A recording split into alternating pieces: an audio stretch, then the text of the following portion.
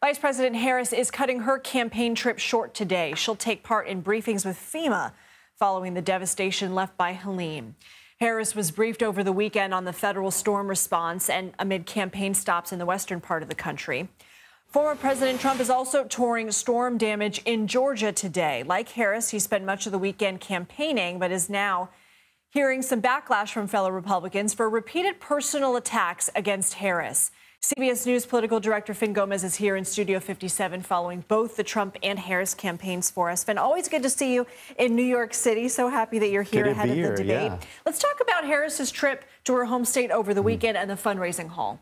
So the fundraising haul, Lindsay, is pretty enormous. Per our reporting, it's $55 million that she took away from this from her visit to California ahead of this debate. But it is, since she's moved to the top of the ticket, we've seen some pretty large amounts of money that she's secured via in fundraising. It's been especially in comparison to when Joe Biden was on leading a month the charge. out. Why is that fundraising haul so crucial? It's so important because it goes to what? It goes to mobilizing your base supporters. It goes to going to battleground states, battleground counties, battleground precincts, and having, and trying to appeal to those undecideds that are still there. I mean, we are so close to the election, Lindsay, that every little cent, every little advantage does help. But also Donald Trump is relying a lot of his get out the vote efforts to hit super PACs. So he's still making up that difference, but Harris clearly has an advantage, and she's putting it to use when it comes to fundraising. Let's talk about some of the criticism that Trump is getting about personal attacks against Harris. He suggested on Saturday the vice president has special needs. Let's go ahead and play some of what he said. Joe Biden became mentally impaired. Kamala was born that way. She was born that way. But we're bringing them in at levels that nobody's ever seen, and we're doing it by stupid people like Kamala. She's a stupid person. Stupid person.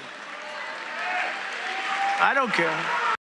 Republican allies aren't happy with this. I can't imagine that it goes over well with female voters and with certain voting blocs that Trump is trying to court that he needs. Our own Caitlin Huey-Burns last month pressed him on this. Why do you question her intelligence? What evidence do you have? And he said, I have to do this. There's some sources close to the campaign who have told us and told CBS News that if he moves the rhetoric, the focus of the campaign to these personal attacks, he could lose those moderate Republican voters in places like Pennsylvania, in places like Arizona, in places like Georgia that he needs. It's not just about the suburban voters, let's say, that he's trying to appeal to.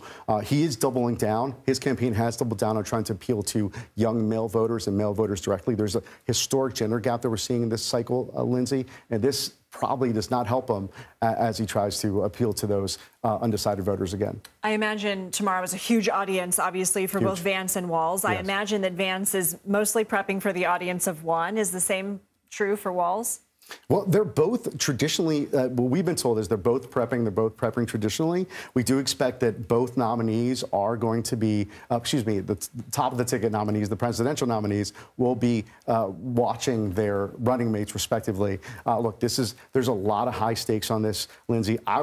This is my 5th presidential cycle that I've covered. I haven't seen anything like this since maybe the Sarah Palin-Joe Biden VP debate in 2008. There's a lot of interest in this one. Wow. And usually the VPs are considered just do no harm, but you think this one is very high stakes. Especially because this could be the last debate before the election. It's important, it's crucial. And of course, I think that like everything else in this cycle, everything's elevated, every single word and moment counts for these two campaigns. Fin Gómez, thank you so much.